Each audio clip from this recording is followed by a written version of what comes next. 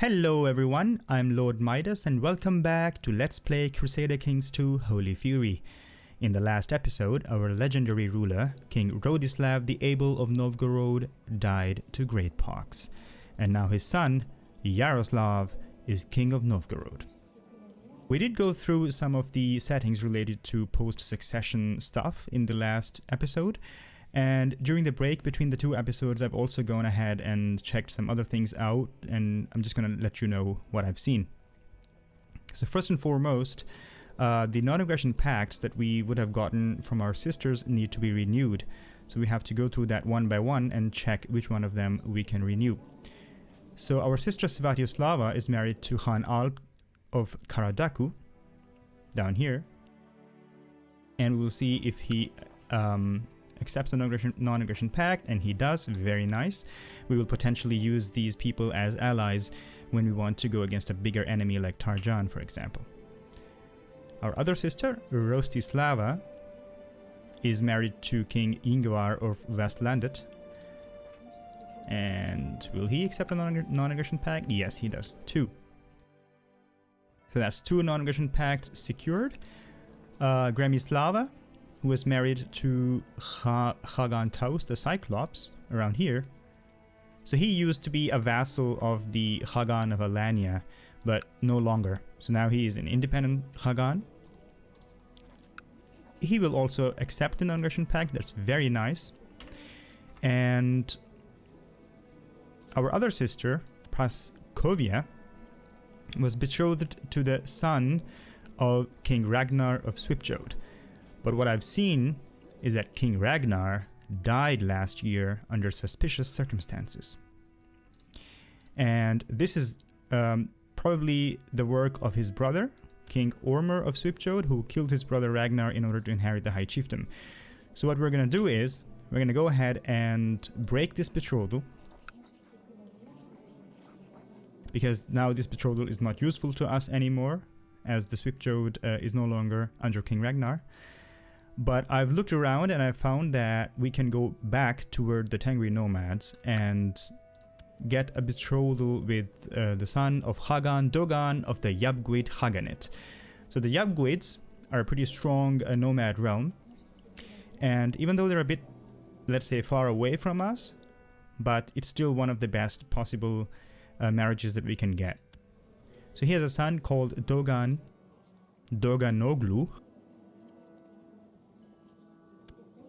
Karpagan Doganoglu. So Oglu probably means that he's the son of Dogan. Okay, so we're going to ask him to arrange a betrothal with our sister Praskovia,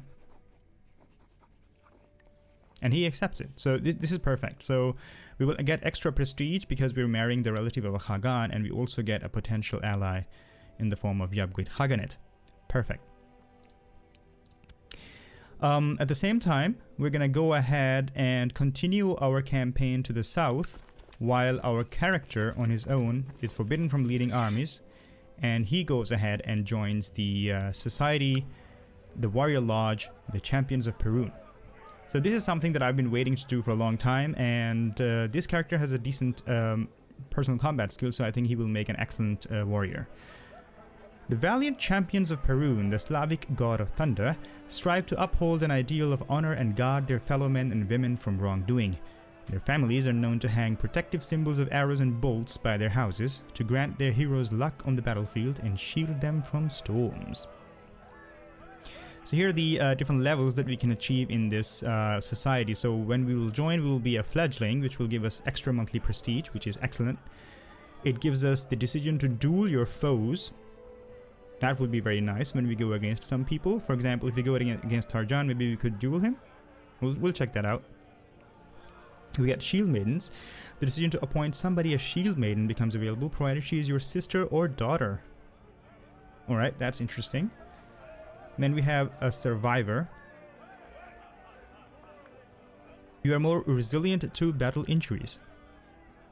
Also very nice, because then we can lead troops and not get injured that much. Then we have the power Lifetime of War. When leading troops, your experience gives you access to new events on the field of battle. So probably we can duel enemy commanders or something like that. So we will also check that out. So this is pretty cool. I'm gonna go ahead and join the society. Zvonimir of the Champions of Perun greets me with a brief nod. Another recruit, eh?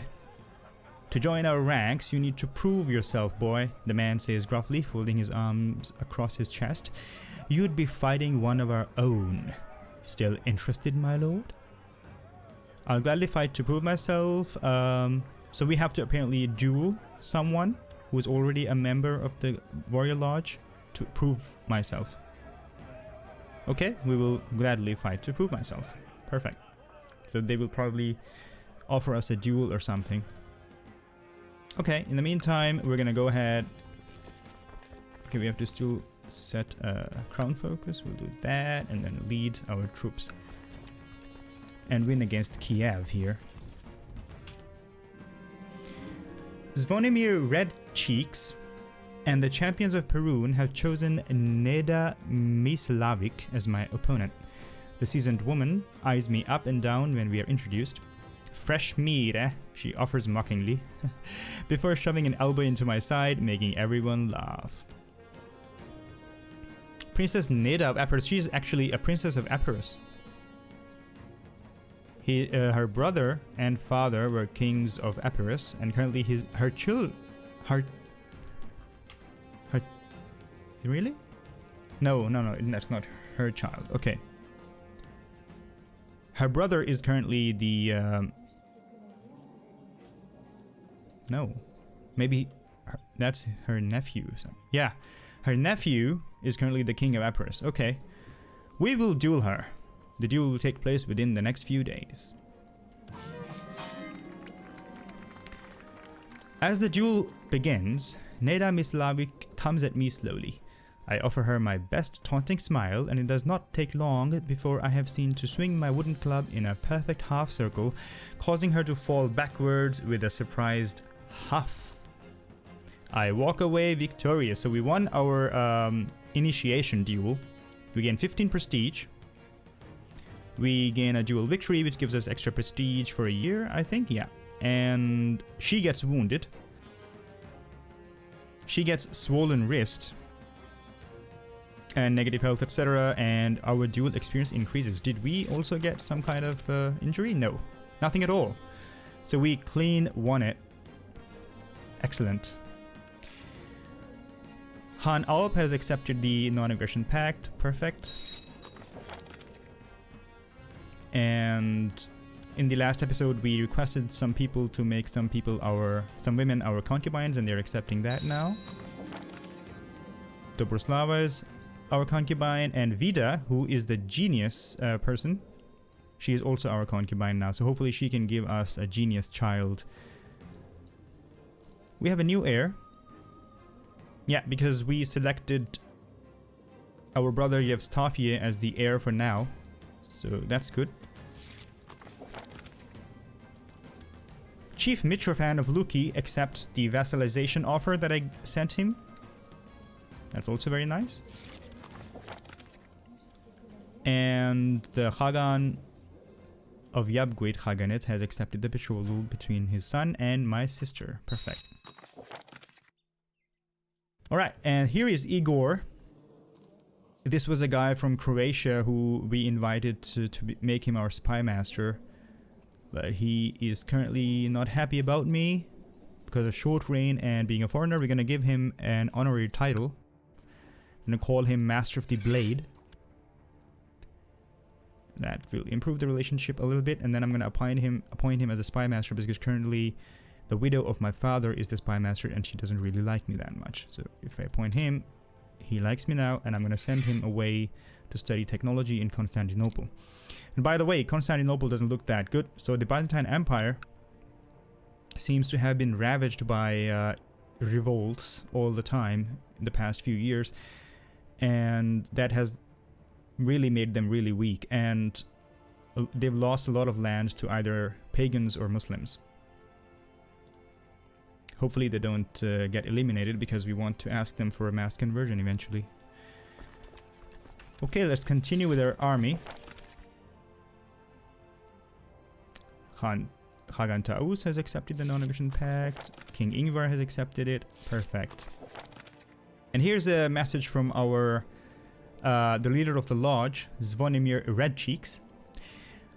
To the valiant King Yaroslav of Novgorod, I'm told you did not receive a single scratch during your initiation. And that's true. That blood is not ours. It's from that woman who fought us. This is the kind of impressive warrior we would be honored to have sitting at our table. You're hereby humbly invited to join our ranks. Finally, and we become a member of the lodge. Excellent. So we are a fledgling now. Now renown is 200. We gain renown. That's good. So when we have about 750 renown, we can go ahead and become warrior. That'll be nice. We will read about these the details of the powers here once we're ready to improve our rank. We have title loss. Chiefdom of oh yeah, that will go to our son. That's understandable. It's fine, because currently he will get one chiefdom while my brother inherits the entire kingdom. A small spear throwing competition could be entertaining, and it's also a great way to enliven your battle technique. Maybe you should arrange a contest at your court. My throwing arm will amaze everyone, but I'm not going to skip it. We will amaze everyone with our throwing arm, indeed. After dozens of spears have been hurled through the air, a sole victor emerges. No one managed to throw farther than Chief Putiata of Ingria. He's one of our commanders, if I'm not mistaken. No, he's the marshal. Okay. He threw the farthest. Alright, congratulations. Violence seems to be able to solve all your problems. Life is easier when you can simply smash things into submission. Seem to no longer have the patience to negotiate, and we become wrath. It does increase our martial and personal combat skill. Reduces our diplomacy even further, so sure. He's a wrathful character now. And will probably become a formidable fighter. We're at 89% war score here.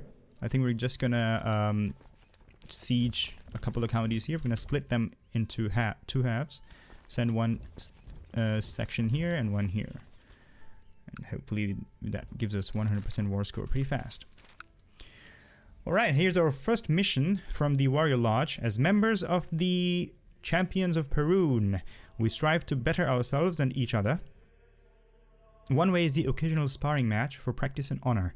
Seek out and duel the warrior Jaroslav. You will find him in Kojawi. Jaroslav the Ruthless.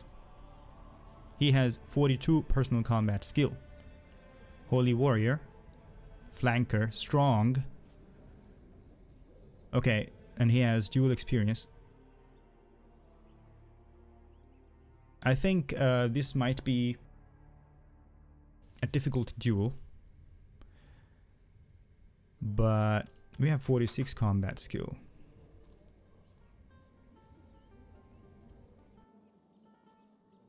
I think we're gonna try it. It's an honorable match, I would say. Where does he live? Around here. Okay. Kojawi. We will accept it. To complete this mission, you need to right-click on the portrait of your target and choose to duel them. The winner will receive the most renown. Okay. I think we should also pick a patron deity. And for sure we're gonna pick Perun this time, because he's the one that gives martial, and this guy is a martial-oriented character. So, I pledge my axe to Perun. I would give my life for his honor. I hope to prove myself a worthy follower. Indeed. And just to resume it for one day, so I get the martial score, and then I'm gonna go ahead and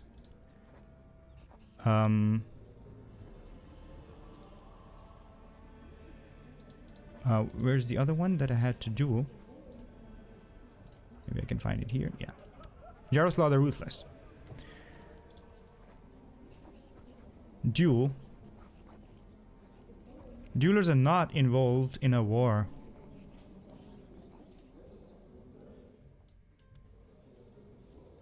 Okay, so I think we have to be at peace to do that. We will finish our wars anyway pretty soon, so we will find that out.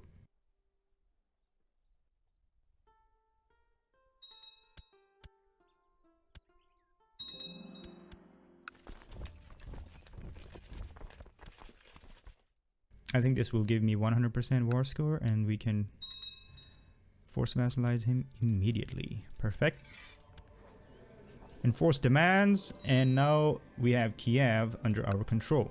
Perfect. That did increase our threat way too much. 30%. And it will take a long time to go down, but that's fine.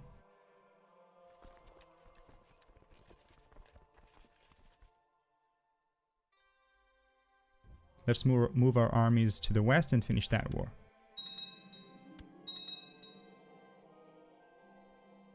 We got some prisoners.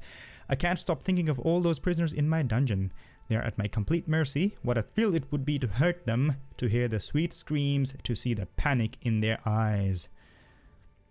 We can oil up the rack by losing some piety, which we already don't have any of, apparently. Because we have some piety-based retinues and they consume it per month. So we can oil up the rack and make her suffer, which is the kind of thing that this guy would want to do, I think, because he's paranoid and wroth. So I think we're gonna do that, even though we lose piety, just to be in line with his character. Okay.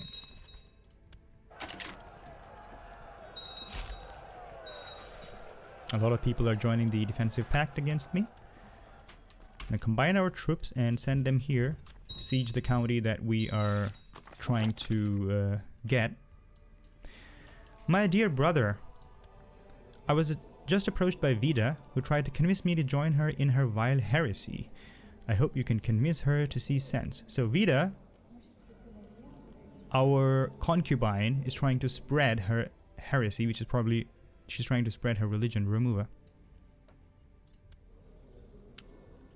I hope you can convince her to see sense. I think I'm gonna try to engage her in theological debate.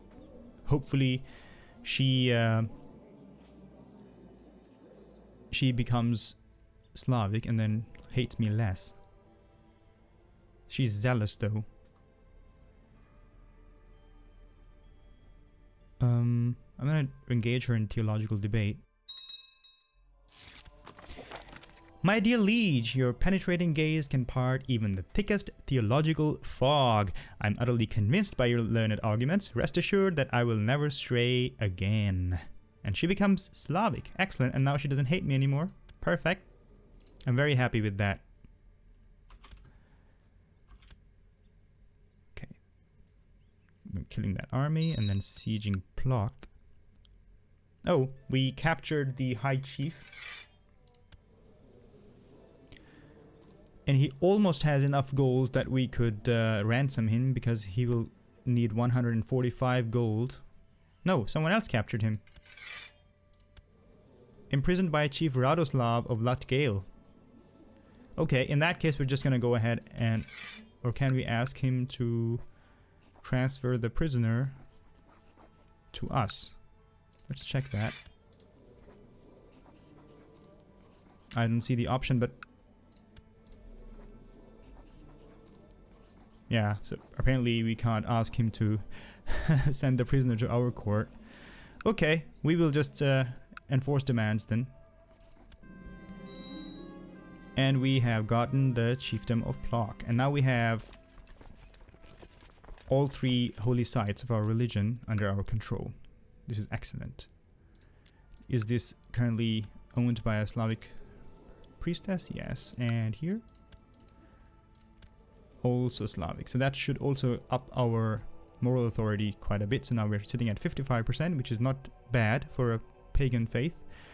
We can also reform the faith now if we wished, but we need 750 piety for that. Plus, I don't think we're going to do that. We're going to ask the Byzantine Emperor for a mass conversion. So, dismiss all the levies. And sit down for a little bit of peacetime now. And at the same time, go ahead with our mission for the duel. What? The mission is no longer there. Maybe he died? I don't see him anymore, so it's possible that he died. And that's why we lost the mission. Hopefully that does not bug out the game and we can continue to receive missions in the future. Our threat is currently sitting at 36%. It will take 93 months. Which is like 7 years or 8 years or something. But if we go against Khagan Tarjan to liberate Smolensk, nobody will join against us.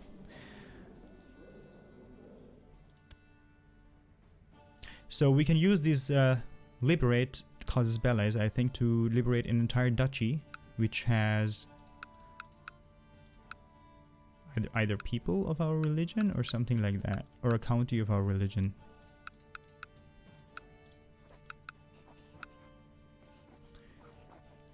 So it would be good to go against him instead of wasting this time waiting for the threat to go down.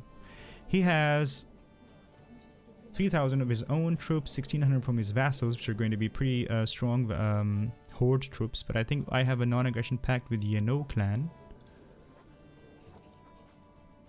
No, it doesn't exist anymore.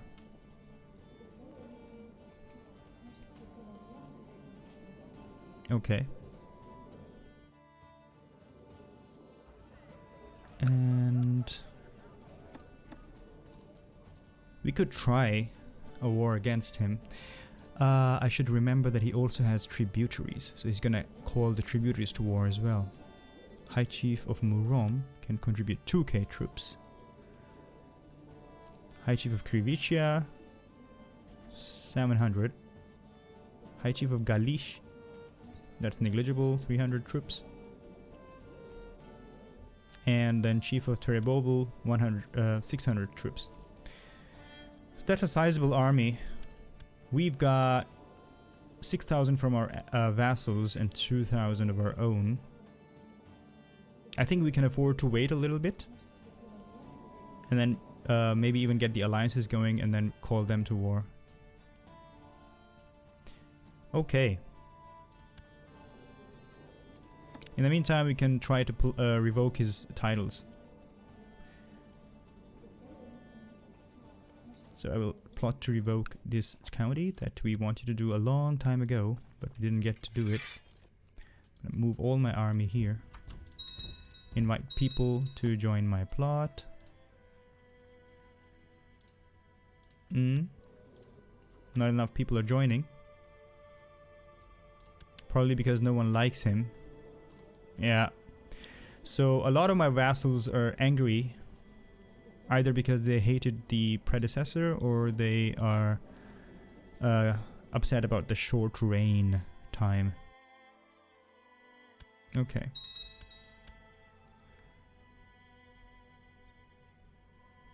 Then we'll see if we can bribe someone to join the plot. Not yet. Okay, in that case, since he is the leader of a plot, we can simply try to imprison him, and if the imprisonment fails, he will rebel. Yeah, my guards failed to capture him, and he has raised his flag in rebellion. Perfect. We're gonna get him this way and revoke his title. So I'm gonna combine those troops. We have 1,000 prestige, so we can also declare forced vassalization eventually. Again, I want to oil up the rack, torture her. I'm gonna resist my forward impulses this time.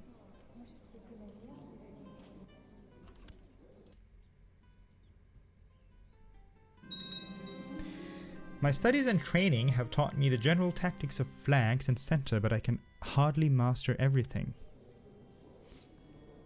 Do we want to become a direct leader or a flanker? I think when I become a direct leader, when we lead the center, we get plus 20%. This will be very nice. And we will lead troops eventually with 20 martial. That'll be very nice.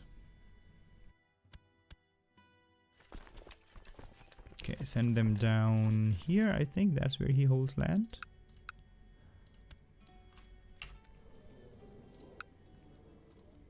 High Chiefdom of Yatvingia down here, yes.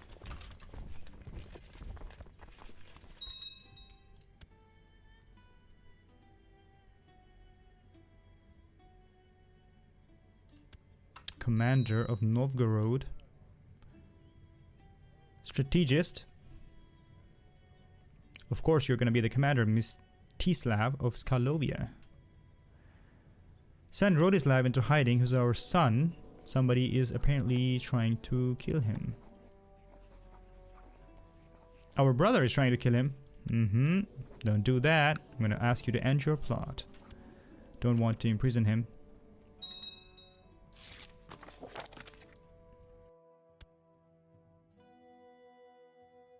High Chief of Viatiscia here was having some infighting going on, and apparently he solved that. He has grown up, he's a powerful vassal and hates me because he wants to be on the council. I think I'm going to fix that by checking my council out. So currently Chief Vishata the Shadow is the Chancellor, who also hates me, so I'm going to appoint someone else as the Chancellor. We could put Rodislav, who used to be a friend of King Rodislav. But I think I'm going to go ahead with Volodar, the High Chief of Viatiscia. Because the Chancellor amount doesn't matter that much to me. And this also shows me that my steward was doing nothing useful, so I'm going to put him to build legend.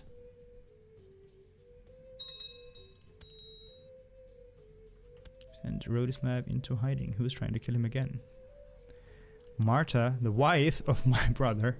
End plot, please. Thank you very much. Father, calls Rodislav, pulling my arm, pleading to play with him and his latest toy. Completely oblivious to all the important work I'm in the middle of. Sometimes this kid can really be insufferable. Okay, we can... I think since our character is a little bit wroth, we're going to go ahead with the negative option, which is not now, child.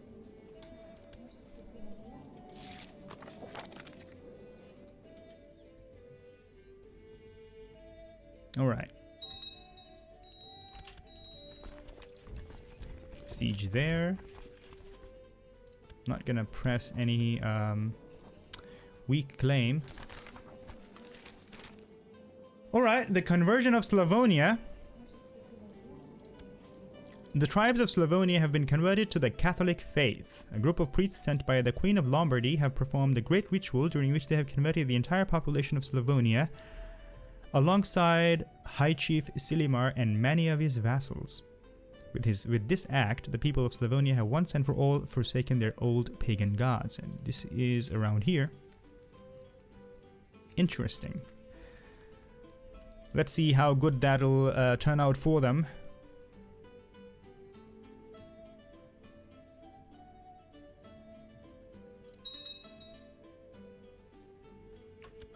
%. We're gonna kill that army and go down there.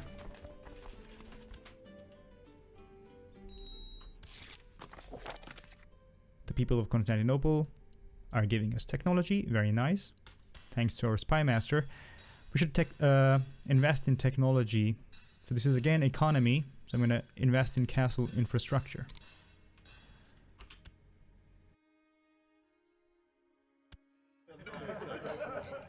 So that sound means that our council is now content, which means that they won't be able to join factions against me. So the council members are forbidden from joining factions, which is perfect. The iconoclast faith triumphant. The adherents of the Orthodox faith have steadily dwindled to the point where iconoclast believers are in the majority. This new state of affairs has reduced the Orthodox faith to a de facto heresy. All former Orthodox holy orders are now iconoclast. The bickering of fools does not concern me, but it will soon, I think, when we want to convert to the iconoclast faith. 30.5% moral authority, even less than our pagan faith. Doesn't look so good for them, does it? Your daily routine involves repeatedly swinging your blade at a training dummy. However, you can only learn so much from fighting an inanimate enemy, and the practice gets dreadfully dull after a while. Could use someone to train with and become friends with the roadie Slav, diviner of Volhynia. Or I don't want to fight my friends. I think we're gonna use him to train with him. Did not become friends, apparently. My concubine is pregnant, but I was away, wasn't I? So I think... So this has been happening every time with our previous character as well. And it's also happening again this time. So apparently there's something wrong with the game, because I can't believe that every time the concubines are being unfaithful. We have 100% war score here. Force demands. We imprisoned him. Now we're going to revoke his titles. We're going to revoke the High Chiefdom of Yatvingia. Perfect. Can we revoke another title? Yes, because he's a traitor. So we're going to revoke one of the counties in Yatvingia.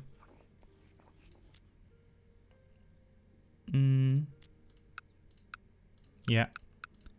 And give that to someone else. So revoke. Which one is the capital? It's Grodno. Okay, so I'm going to revoke the county of Grodno. Okay. We are over our vassal limit because of that. I don't know why we're suddenly over the vassal limit. In any case, it seems that we will have to... because this guy was his vassal, apparently. Yeah. Okay. Yeah, then we will give away the High Chiefdom to someone of our own faith. Get back down to the vassal limit. And in the meantime, wait for another mission from the Champions of Perun. We're going to keep expanding that. And as soon as the... I think so, this is how we're going to do. We'll keep upgrading ourselves in the Warrior Lodge. At the same time, as soon as we have the possibility to convert to the Iconoclast faith from the Byzantine Emperor, we're going to take it. And then wage some holy wars here against the Tengri pagans, for example. Alright, thank you very much for joining me, and I will see you next time. Please like this video. If you like this video, please click thumbs up. And please let me know in the comments down below what you think of the series so far. Subscribe to my channel for future updates, and I'll see you next time. Bye-bye.